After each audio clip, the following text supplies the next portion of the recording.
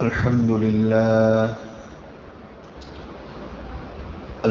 لله نحمده ونستعينه ونستغفره ونؤمن به ونتوكل عليه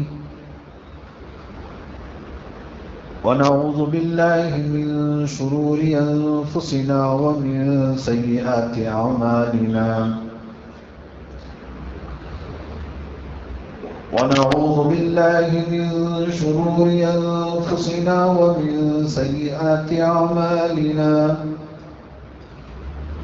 ونعوذ بالله من شرور أنفسنا ومن سيئات أعمالنا من يهده الله فلا مضل له ومن يضلله فلا هادي له ونشهد أن لا إله إلا الله وحده لا شريك له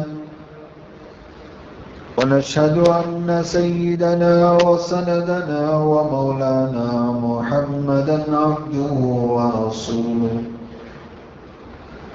صلى الله تعالى عليه وعلى آله وبارك وسلم تسليما كثيرا كثيرا أما بعد فأعوذ بالله من الشيطان الرجيم بسم الله الرحمن الرحيم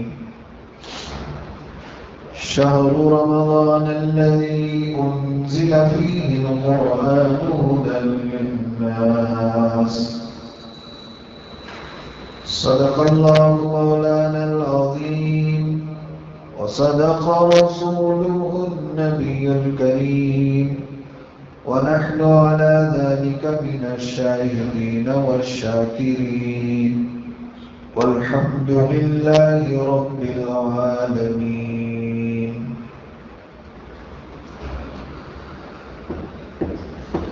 بزرگان محترم، حاضرین کرام، آج کی یہ جمعہ ہو سکتا ہے شعبان المعظم کی آخری جمعہ، اس کے بعد جو جمعہ آئے گی انشاءاللہ العزیز رمضان مبارک کی پہلی جمعہ ہوگی. پچھلی جمعہ جو باتیں عرض کی گئی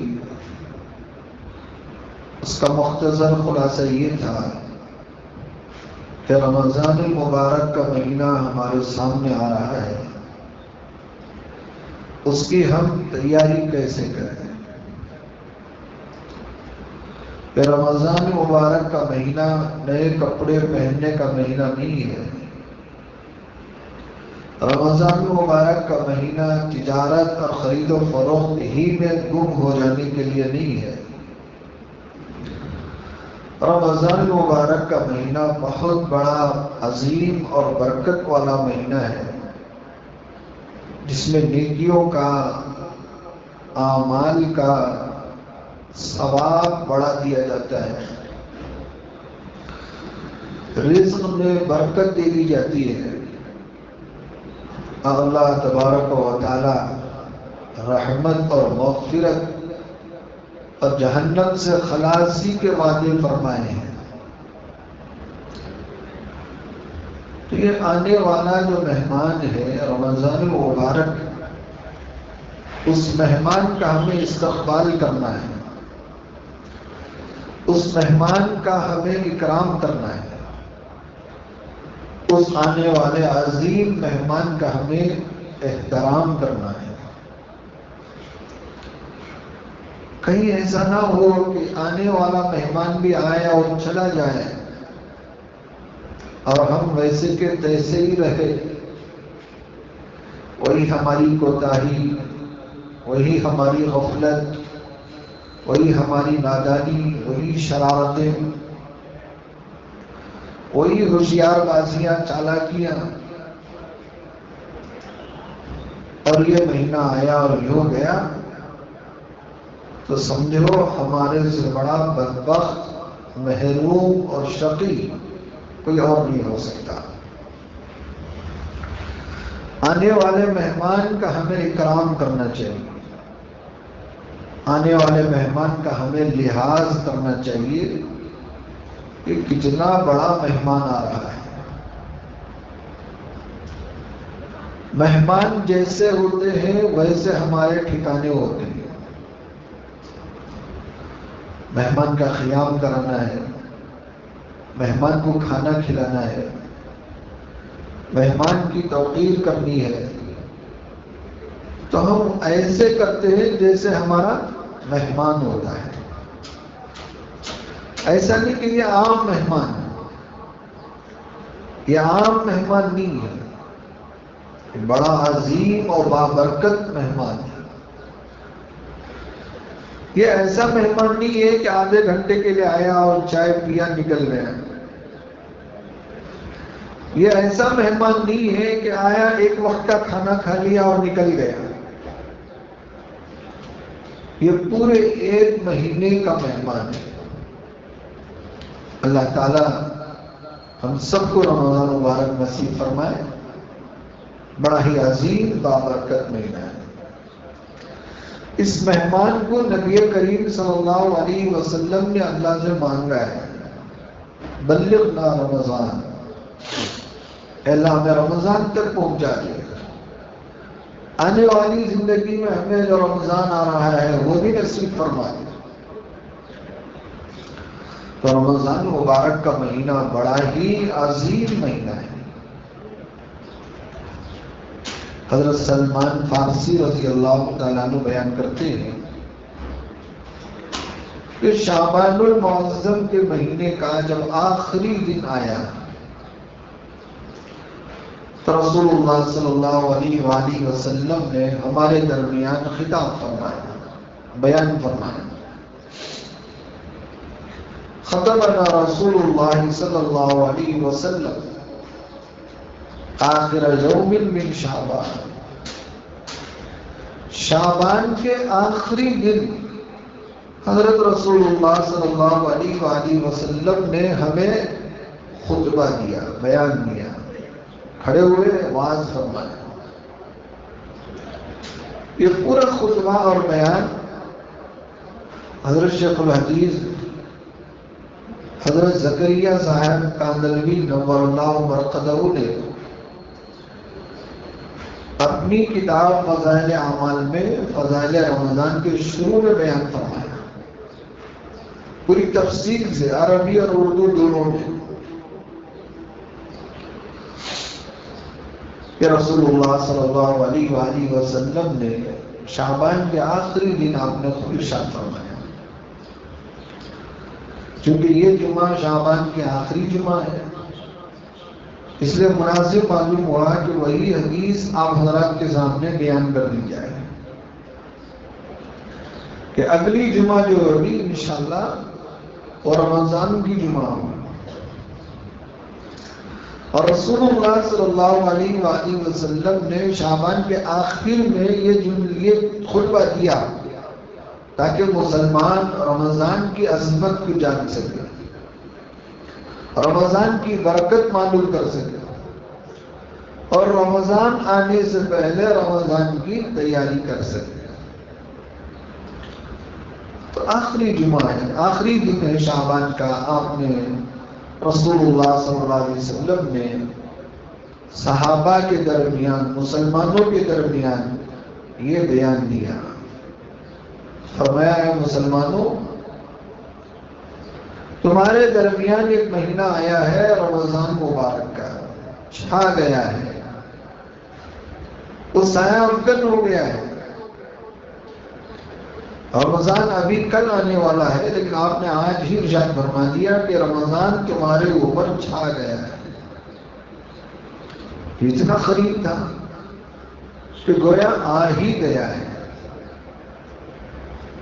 اور آپ صلی اللہ علیہ وسلم نے ایک ایک کر کے تفصیل سے بیان فرمایا کہ رمضان کی کیا فضائل ہے، رمضان کی کیا کیا برکتیں ہیں۔ فرمایا شہر عظیم مبارک، یہ جو مہینہ تمہارے سروں پر چھا گیا ہے یہ بڑا ہی عظیم ہے، عظمت والا ہے.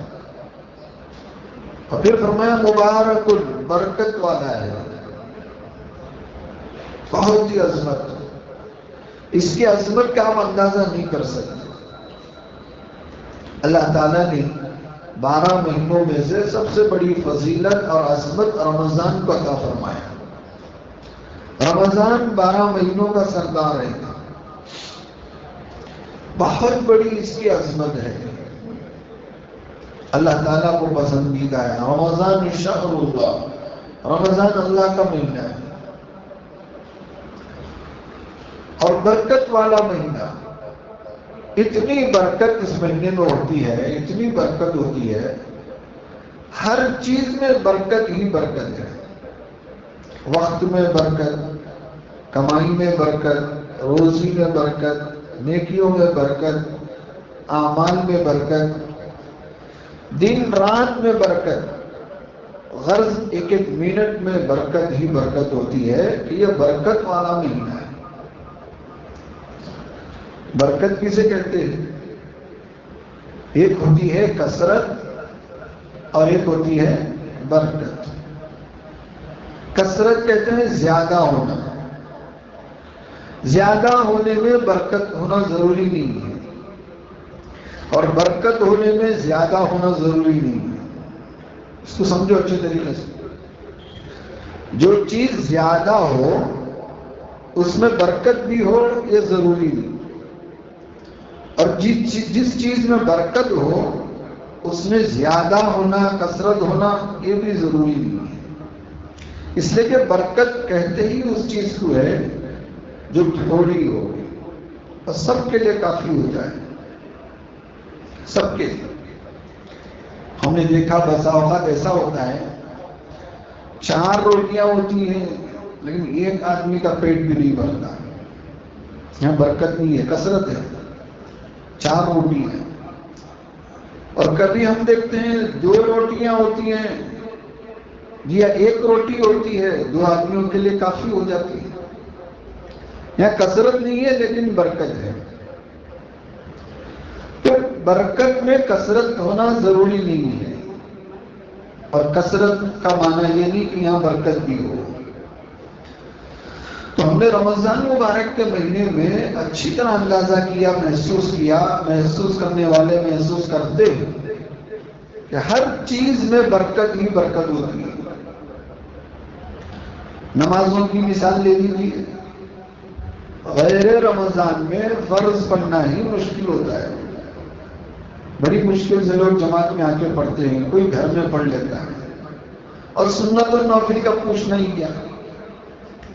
لیکن جب رمضان کا مہینہ آتا ہے ماشاءاللہ تہجد پڑھنا بھی آسان، فجر پڑھنا بھی آسان، ظہر پڑھنا بھی آسان، سنتیں پڑھنا بھی آسان، نفل پڑھنا بھی آسان، مزید 20 رکعت تراویح پڑھنا بھی آسان.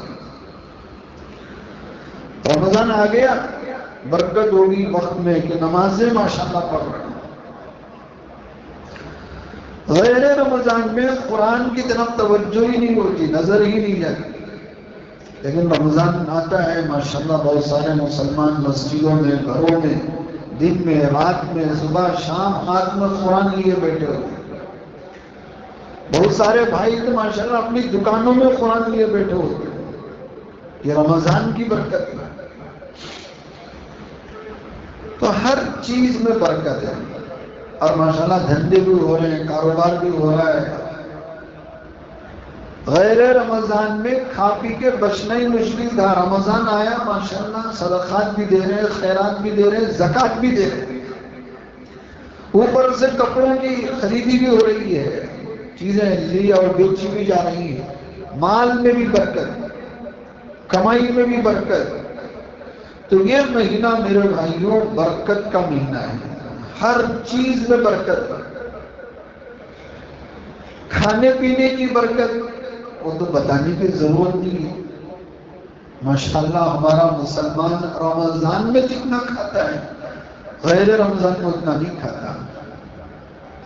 اس کا مطلب یہ نہیں کہ غیر رمضان میں وہ کنگال ہو جاتا ہے، نہیں، کھاتا ہی نہیں اتنا جتنا رمضان میں کھاتا ہے. غیر رمضان میں تو مشکل سے آدمی 3 وقت کھاتا ہے، لیکن رمضان آتا ہے ماشاءاللہ 4 وقت کھاتا ہے. صرف وقت بدلتا ہے، کھانا کم نہیں ہوتا. کھانا تو غیر رمضان سے زیادہ ہی ہوتا ہے. اب بتاؤ کس کس میں برکت بتاؤں؟ ہر چیز میں برکت ہے. سحری میں کھا لیا، پھر افطاری میں کھا لیا، نماز سے پہلے بھی کھا لیا، پھر مغرب کے بعد بھی کھا لیا، پھر تراویح کے بعد بھی آ کے کھا لیا. غیر رمضان میں تو 3 وقت کھانے وقت نہیں ہے.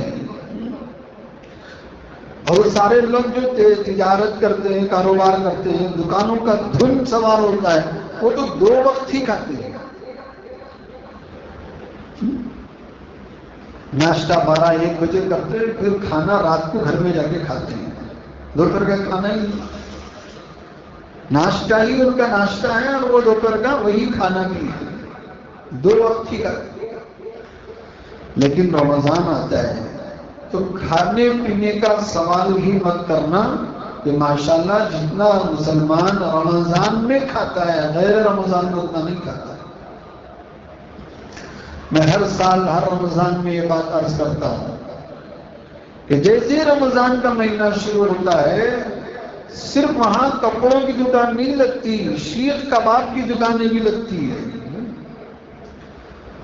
کھانے پینے کی دکانیں بھی لگتی ہیں. اور اتنی بھیڑ ہوتی ہے، اتنی بھیڑ ہوتی ہے ان کھانوں کی جگہوں پر. عین تراویح کے وقت میں، عین مغرب کی نماز کے وقت میں جتنی بھیڑ ان ہوٹلوں میں ہوتی ہے اتنی مسجدوں میں نہیں ہوتی. تراویح کے وقت دیکھ لو، مغرب ماشاءاللہ مغرب میں تو آتے ہیں بھاگ دوڑ کے، یہ 3 رکعت پڑھنی ہے، مزید 2 رکعت پڑھنی ہے.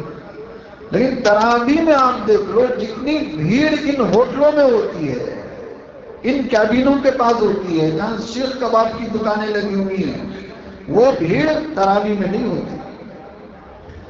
تو کھاتا ہے مسلمان. تو ہر چیز میں برکت ہی برکت ہے. ہر چیز. اللہ تبارک و تعالیٰ اس مہینے کو برکت والا مہینہ بنا دیا. فرمایا اس کے 3 حصے ہیں. ایک پہلا عشرہ ہے، دوسرا عشرہ ہے، تیسرا عشرہ ہے. شروع ہی سے رحمت شروع ہو گئی، مہربانی شروع ہو گئی. کتنی بڑی مہربانی، کتنی بڑی مہربانی. جس کو ایک بار ہم نے دھتکار کے لات مار کے بھگا دیا اس کو ہم گھر میں داخل ہونے نہیں دیتے، داخل ہونے نہیں دیتے. لیکن اللہ تبارک و تعالیٰ جو سال بھر میرے در پہ نہیں آیا اسے رمضان میں پہلی صف میں بٹھاتے ہیں، لگا دیتے ہیں پہلی صف میں. جیسے رمضان کا چاند نظر آئے دیکھو ماشاءاللہ ایسے ایسے لوگ پہلی صف میں نظر آئیں گے جو سال بھر نظر نہیں آ رہے تھے، تو سال بھر آ رہے تھے ان کو جگہ پیچھے ملتی ہے، ان کو جگہ پیچھے، ان کو پہلی صف میں جگہ نہیں. کیوں؟ یہ مہمان ہیں 1 مہینے کے، ان کو پہلی صف میں. رحمت، اتنی مہربانی، اتنی مہربانی کہ ہر ایک کو اپنے گھر بلایا، جگہ دے دیا پہلی صف. جی اللہ تبارک و تعالی سوچ کر دیکھو اللہ کے نزدیک سب سے زیادہ رحم کے قابل کون ہے؟ وہ بندہ جو سال بھر میرے گھر نہیں آیا اس کو بلاؤ پہلی صف میں بٹھاؤ. یہ سب سے زیادہ قابل رحم ہے کہ سال بھر بھٹکتا رہا، بہکتا رہا، گھومتا رہا، پھرتا رہا، میری یاد نہیں آئی. اب تو آیا نا کم از کم، آجا پہلی صف میں بیٹھ جا. ہم ہوتے تو بٹھاتے پہلی صف میں، ہم بٹھاتے پہلی صف میں، دروازے کے باہر بٹھا دیں. ارے آج یاد آیا ہمیں، تجھے آج یاد آیا، دفعہ ہو جا، بھگا دیتے.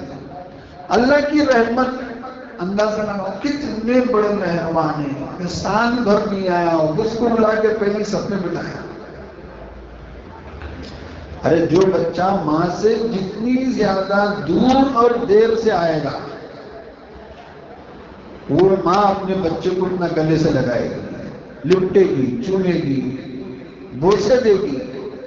کیوں؟ اتنے دنوں کے بعد میرا کلیجہ آیا ہے، یہ میرا بندہ اتنے دنوں کے بعد آیا، پہلی اپنی جگہ بلا کے بٹھا دیا. اب مانگ، کیا مانگتا ہے مانگ. کبھی نہ کبھی آئے تو نہ میرے پاس، اب مانگو، کیا مانگنا ہے مانگو. اب وہ کہتا ہے یا اللہ کیا کیوں ہوگا نہیں آیا، مجھے معاف کر دے. اللہ فرماتے ہیں کہ دوسرا عشرہ مغفرت کا ہی ہے میرے بندے، تجھے معاف کرنے کے لیے ہی ہے. مانگ، معافی مانگ، کتنا مانگتا ہے مانگ. پورا عشرہ اللہ نے دوسرے عشرے کو مغفرت کا بنا دیا. کیسے کیسے لوگ معافی مانگتے، مانگو، میں معاف کرنے کے لیے تیار ہوں.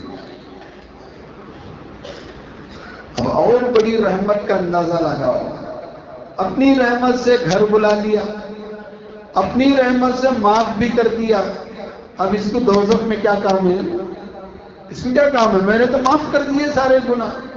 تو آخری عشرہ جہنم سے خلاصی کا، اتقم من النار، آزاد کرو جہنم سے ان کو.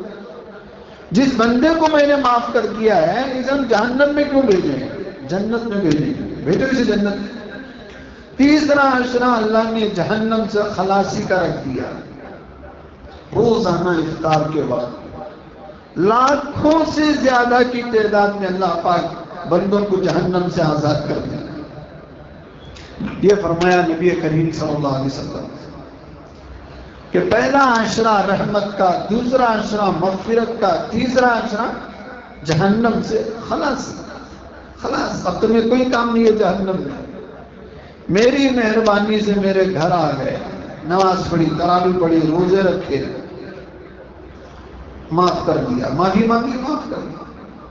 اب جب میں نے معاف کر دیا تو میرا وعدہ سچا ہے، میں جہنم میں نہیں ڈالوں گا، جہنم سے خلاص. یہ تین عشرے. اب ہم نے کھانے کی برکت سنی، کمائی کی برکت سنی، اب سنو نیکیوں کی برکت. اللہ کے نبی صلی اللہ علیہ وسلم نے فرمایا کوئی بندہ رمضان کے مہینے میں ایک نفل عبادت کرتا ہے، نفل نماز پڑھتا ہے، نفل ذکر کرتا ہے، کوئی بھی کام نفلی کرتا ہے، خیرات دیتا ہے، تو کوئی بھی نفلی کام بندہ کرتا ہے، مستحب کام کرتا ہے، میں اس کو فرض کے برابر ثواب دیتا ہوں. فرض کے برابر. نفل اور فرض میں کیا فرق ہے ہمارے بہت سارے مسلمانوں کو معلوم نہیں. حضرت بولے نفل کا ثواب فرض کے برابر ملتا ہے، تو فرض اور نفل میں کیا فرق ہے، جس کو سمجھے. فرض کا ثواب اتنا بڑا ہے، ایک فرض کا ثواب، جیسے فرض نماز ہے، فرض روزہ ہے، جو بھی اللہ نے احکام فرض کیے، جیسے نماز ہے مثال کے طور پر، ایک فرض کی نماز کا ثواب اتنا بڑا ہے، اتنا بڑا ہے کہ ایک بندے نے فرض، مثال کے طور پر فرض کی نماز، ظہر کی نماز قضا کر دیا، وقت پر نہیں پڑھ سکا، بعد میں آ کے پڑھ لیا، تو وقت پر ٹال کر پڑھنے کی وجہ سے اس کے ذمے سے فرض تو اتر جائے گا، لیکن جو فرض نماز کا جو ثواب تھا نا، وہ ثواب زندگی بھر نفلیں پڑھنے پر بھی وہ ایک فرض کا ثواب نہیں ملے گا. یعنی زندگی بھر کی ساری نفلیں مل کر بھی ایک فرض نماز کا برابر ثواب نہیں دے سکتی. یہ ہے فرض کا ثواب. اور وہ فرض کا ثواب کب مل رہا ہے؟ رمضان میں مل رہا ہے. رمضان اللہ کے نبی صلی اللہ علیہ وسلم نے فرمایا کہ ایک نفل کا ثواب فرض کے برابر ملتا ہے، فرض کے برابر. اب ہمارے مسلمان بھائیاں ماشاءاللہ بہت ہوشیار، بہت چالاک. ایک کام کریں گے باپ، جتنے نمازاں قضا ہو گئے وہ رمضان میں پڑھ لیں گے. رمضان میں ایک نفل کا ثواب فرض کے برابر مل رہا نا، رمضان میں پڑھ لیں گے. زندگی کا کوئی بھروسہ نہیں ہے، رمضان تک تمہیں انتظار کر دی.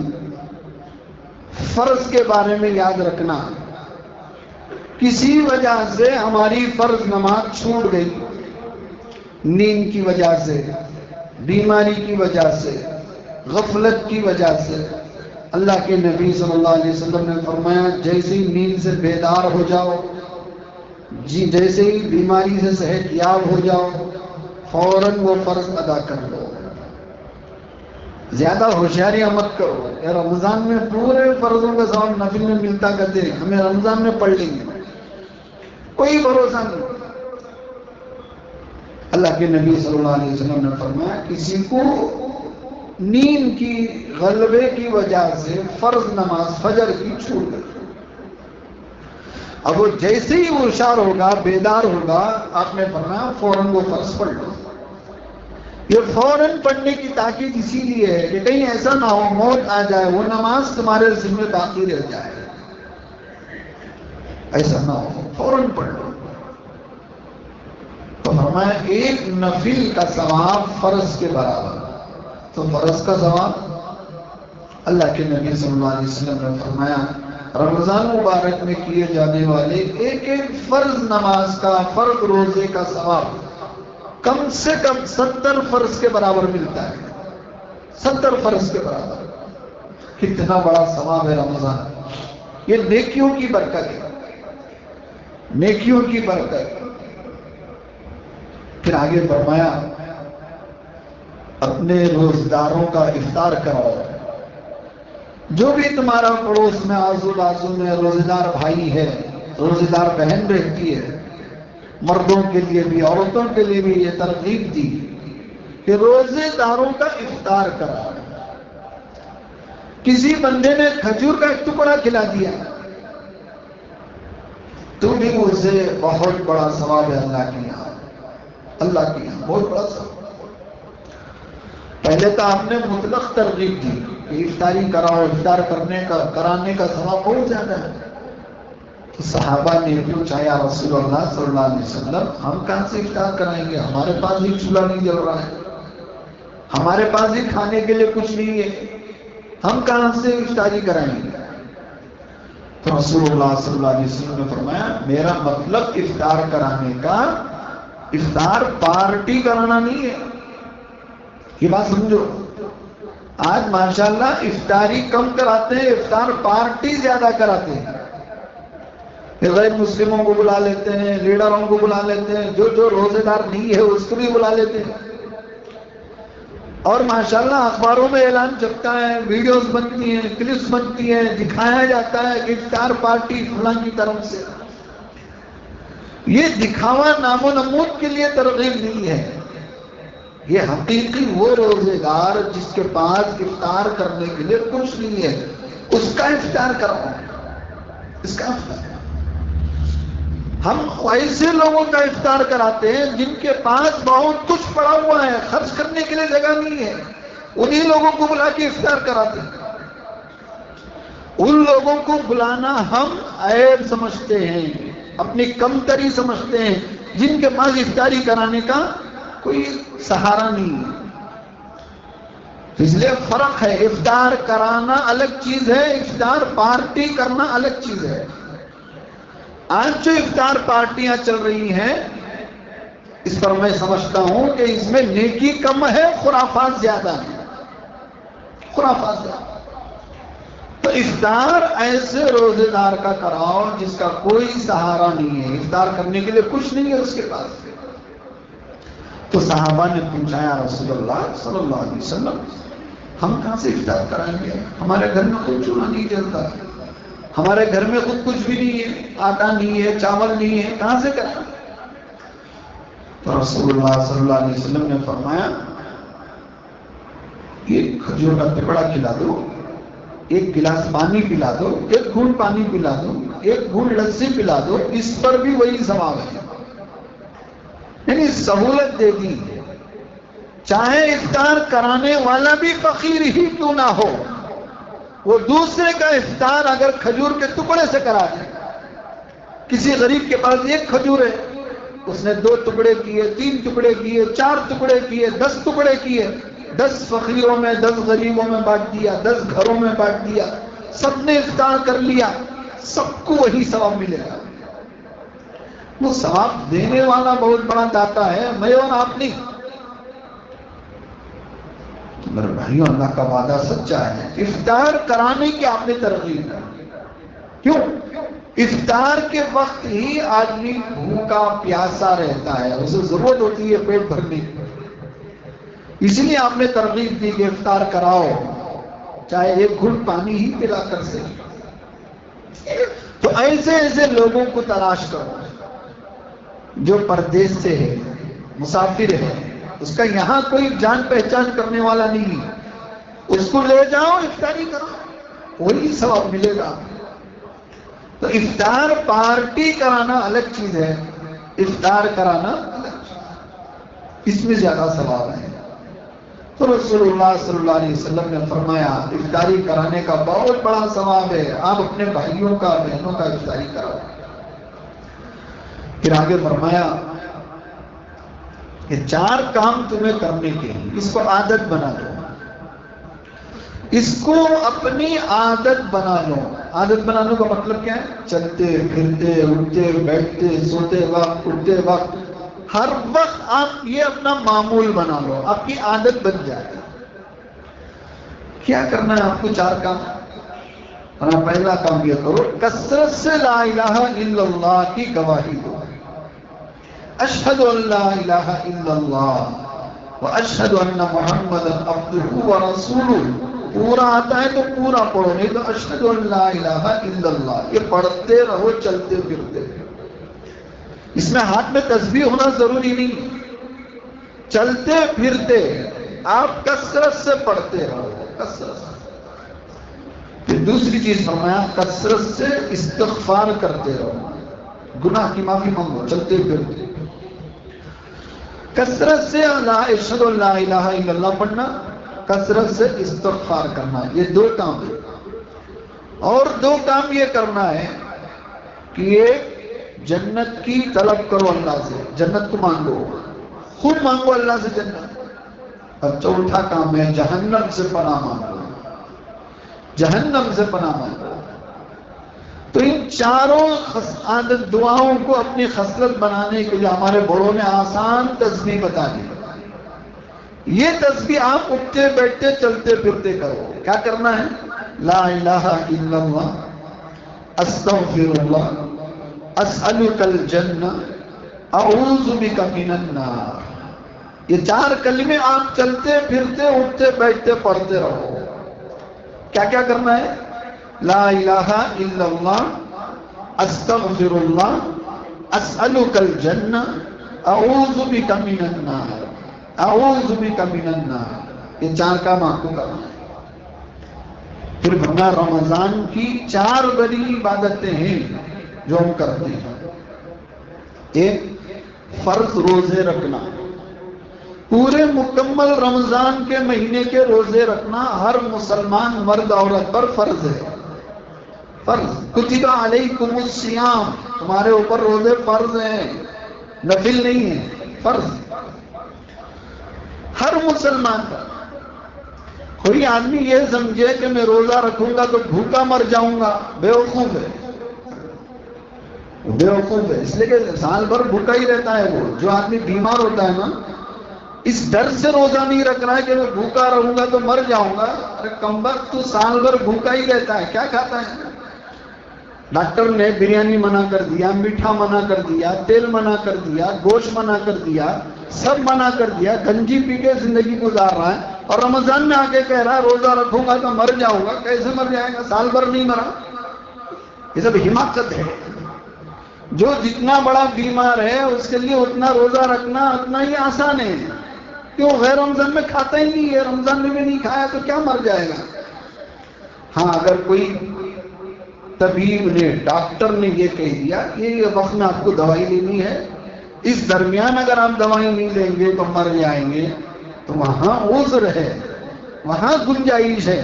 لیکن یہ خامخواہ جو ماشاءاللہ اچھی طرح گھوم بھی رہے ہیں، پھر بھی رہے ہیں، کاروبار بھی کر رہے ہیں، دکان میں آ کر برابر صبح سے شام تک بیٹھ بھی رہے ہیں، اور کہہ رہے ہیں میں روزہ رکھوں گا تو مر جاؤں گا، کچھ نہیں مرے گا۔ مرے گا تو انشاءاللہ سیدھے جنت میں جائے گا، کوئی ڈرنے کی ضرورت نہیں۔ روزہ فرض ہے، روزہ نہیں چھوڑنا ہے۔ یہ فرض، یہ پہلا کام ہے۔ دوسرا کام کیا ہے؟ رمضان المبارک میں پورے مہینے تراویح پڑھنا ہے۔ یہ سب سے بڑی ضروری بات ہے، ذہن میں رکھو۔ آج کل یہ ماحول بن گیا ہے ویکنڈ تراویح کے، 8 دن کے تراویح کے، 3 دن کے تراویح کے، 10 دن کے تراویح کے۔ انہیں 10 دن میں تراویح پڑھ لیا، پھر پورا رمضان چنکھاتا پھرتا ہے، گھومتا پھرتا ہے، سمجھتا ہے کہ میں نے تراویح پڑھ لی۔ میرے بھائیوں، رمضان المبارک میں 10 دن کی تراویح کہیں بھی نہیں ہے حدیثوں میں۔ یہ جو 10 دن کا ہے، یہ 10 دن کا ایک قرآن ختم ہو رہا ہے، تراویح ختم نہیں ہو رہی، اس کو سمجھو۔ پورے مہینے میں مکمل تراویح پڑھنا یہ الگ سنت ہے، اور تراویح کے اندر ایک قرآن ختم کرنا یہ الگ سنت ہے۔ قرآن کے ختم ہو جانے سے تراویح ختم نہیں ہوتی، قرآن ختم کرنے کی سنت الگ اور تراویح پڑھنا یہ الگ سنت ہے۔ اس کا مطلب یہ نہیں ہے کہ میں 10 دن میں قرآن ختم کر لیا تو میری تراویح بھی ختم ہو گئی، نہیں۔ یہ کچھ احباب سہولت کے خاطر 10 دن میں قرآن ختم کر لیتے ہیں، لیکن تراویح کی چھٹی نہیں۔ تراویح تو مستقل الگ سنت ہے۔ اگر ہمیں پورے رمضان میں پورا قرآن سننے کی طاقت نہیں ہے تو کوئی بات نہیں، علم طرح سے تراویح پڑھو، لیکن پورا رمضان پڑھو۔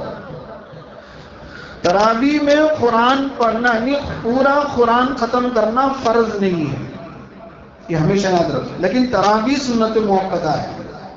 قرآن اگر آپ نے پورا ختم نہیں کیا تو آپ سے کوئی نہیں پوچھے گا، نہ اللہ پوچھیں گے نہ نبی پوچھیں گے، لیکن پورے رمضان میں تراویح نہیں پڑھی تو اللہ پوچھیں گے کہ رمضان میں تراویح کیوں نہیں پڑھی۔ اس کو سمجھو۔ بہت سارے بھائی تراویح میں غفلت کرتے ہیں، نادانی کرتے ہیں، اور بہت سارے تو ماشاءاللہ قرآن کے نام پر 10 دن کے بعد 3 دن کے تو جوش میں طے کر لیتے ہیں، پڑھتے نہیں۔ کوئی آخر کے 4 رکعت میں آ کے ملتا ہے اور کہتا ہے امام صاحب کے آخری رکعت میں مل گئے تو پورے رکعتوں میں ملیت نہیں دینا، اگر کو نا پوری تراویح سمجھ لیتا ہے۔ یہ دھوکے سے نکلو، زیادہ ہوشیاریاں مت کرو۔ اس لیے میرے بھائیوں، تراویح عبادت ہے اللہ کی، اور تراویح کے ذریعے سے اندازہ لگاؤ ہم روزانہ کی نمازوں کے علاوہ رمضان میں ہم 40 سجدے زیادہ کرتے ہیں تراویح کی برکت سے۔ 40 سجدے زیادہ، ایک سجدے سے بندہ اللہ کے قریب ہو جاتا ہے۔ رمضان میں 40 سجدے کرے کتنا قریب ہوگا۔ یہ مغفرت کے مہینے ہیں، عبادتوں کے مہینے ہیں، زیادہ سستی کاہلی کا مہینہ نہیں ہے۔ اس لیے کھانا پینا کم کرو، سونا آرام کرنا کم کرو، عبادتیں زیادہ کرو۔ تو دوسرا کام ہے تراویح پڑھنا۔ میں کہہ رہا تھا رمضان کی 4 عبادتیں ہیں جو صرف رمضان میں ہی کیے جاتے ہیں، رمضان کے بعد یہ نہیں ہے۔ بولو رمضان کے بعد تراویح پڑھیں گے؟ کوئی نہیں پڑھے گا۔ رمضان کے بعد تراویح نہیں ہے۔ رمضان کے بعد روزے نفل ہیں، فرض نہیں ہے۔ پھر تیسرا کام ہے رمضان کے آخری عشرے کا اعتکاف کرنا، پورے 10 دن کا۔ یہ جو سنت اعتکاف ہے صرف رمضان کی عبادت ہے۔ رمضان کے بعد اعتکاف تو کر سکتے ہیں لیکن سنت اعتکاف نہیں ہے۔ تو سنت اعتکاف صرف رمضان میں پورے 10 دن۔ اگر کوئی 9 دن کر رہا ہے، 9 دن 12 گھنٹے کر رہا ہے تو وہ سنت اعتکاف نہیں ہے، وہ نفلی اعتکاف ہے۔ سنت اعتکاف ہے 21ویں چاند جب نظر آتا ہے فوراً آ کے مسجد میں بیٹھ جائے، اس سے پہلے عید کا چاند نظر آنے تک برابر اعتکاف میں رہے، اسے سنت اعتکاف کہتے ہیں۔ وہ صرف رمضان کی عبادت ہے۔ اور چوتھا کام ہے جو رمضان کے ساتھ خاص تو نہیں ہے لیکن رمضان میں ہی لوگ زیادہ کرتے ہیں، وہ ہے زکوٰۃ دینا۔ زکوٰۃ دینے کے لیے رمضان ہونا ضروری نہیں ہے، رمضان کے بعد بھی آپ زکوٰۃ دے سکتے ہیں، رمضان سے پہلے بھی آپ زکوٰۃ دے سکتے ہیں، لیکن چونکہ عام ماحول ہمارے مسلمانوں کا رمضان میں دینے کا ہے تو رمضان میں زکوٰۃ دیں تاکہ ثواب بھی زیادہ ملے۔ تو یہ سارے کام ہیں جو رمضان مبارک میں کرنے کے ہیں، اور بہت سارے کام نہیں کرنے کے ہمارے لوگ کر لیتے ہیں، ان سے بچنے کی کوشش کریں۔ دیکھا دیکھی رمضان نہ گزاریں، سنت اور حدیث کے مطابق جو اہم ہے، جو ضروری ہے، اس کے مطابق عمل کریں۔ اللہ پاک سے دعا ہے کہ اللہ تعالیٰ ہم سب کو رمضان کا مہینہ نصیب فرمائے، اس کی قدر کرنے کی توفیق عطا فرمائے، جیسے گزارنے کا حق ہے ویسا گزارنے کی توفیق عطا فرمائے۔ آخری میں حضرات سے گزارش ہے کہ ہماری مسجد کے لیے ماشاءاللہ ہر جمعہ میں مغرب میں اعلان ہوتا ہے، آپ حضرات دل کھول کر تعاون کرتے ہیں۔ دل کی گہرائیوں سے دعا ہے کہ اللہ پاک آپ کی ضرورتوں کو اپنے خزانے سے پورا فرمائے، آپ کی کمائی میں خوب برکت عطا فرمائے۔ لیکن آج اس وقت ہمارے سامنے ایک تقاضا لے کر آیا ہوں ذمہ داروں کی طرف سے، وہ یہ ہے کہ آپ دیکھ رہے ہیں کہ ماشاءاللہ ہماری مسجد کی پینٹنگ کا کام چل رہا ہے، راستے بنانے کے، نالے بنانے کے، اس میں بہت سارے نل ہاؤس وغیرہ نکال دیا گیا تھا، اس کو دوبارہ جو ہے ہاؤس بنانا ہے، اس کے لیے ٹینکی کی ضرورت ہے، دیگر اشیاء کی ضرورت ہے۔ آپ حضرات سے گزارش ہے، آج کا یہ دن ہمارے لیے خاص ہے چندہ دینے کے لیے، تعاون کرنے کے لیے۔ تو آپ سب بھائیوں سے میری عاجزانہ گزارش ہے، کوئی بھائی خالی ہاتھ نہ جائیں، جاتے ہوئے ہماری مسجد کے لیے ہر جمعہ سے بڑھ کر آج زیادہ تعاون کرتے ہوئے جائیں۔ اس کے علاوہ کوئی ہمارے بھائی اپنی طرف سے کوئی چیز لے کر دینا چاہتے ہیں، کسی نے ٹینکی دلا دی، کسی نے نل دلا دیے، پائپ دلا دی، یا جو بھی اس کے ضروری اشیاء ہے، وہ ذمہ داروں سے پوچھ کر وہ اشیاء اپنی ذات سے یا گھر والوں کی طرف سے دلا دیں، تو جب تک یہ مسجد آباد رہے گی وہ چیز بھی آباد رہے گی، اس کا برابر آپ کو ثواب ملتا رہے گا، وضو کرنے والوں کا، نمازیوں کا، ہر ایک کا اجر آپ کو ملتا رہے گا۔ اس لیے مجھے پورا یقین ہے آپ حضرات بڑے سمجھدار ہیں، کوئی بھائی خالی ہاتھ نہیں جائیں گے، تو گزارش ہے جو چندہ آپ جھولی میں ڈال سکتے وہ بھی ڈالیں، اور اپنی ذات سے گھر والوں کی طرف سے یا مرحومین کی طرف سے مسجد کے لیے کوئی چیز دلا سکتے ہیں تو اس میں بھی آگے بڑھیں۔ اللہ پاک سے دعا ہے اللہ پاک سب کو آگے بڑھنے کی توفیق عطا فرمائے، اور جس طرح ہم لوگ اللہ کے گھر کی ضرورتوں کے لیے فکر کر رہے ہیں، اللہ ہماری ضرورتوں کو اپنے خزانے سے پورا فرمائے۔ وآخر دعوانا الحمدللہ رب العالمین۔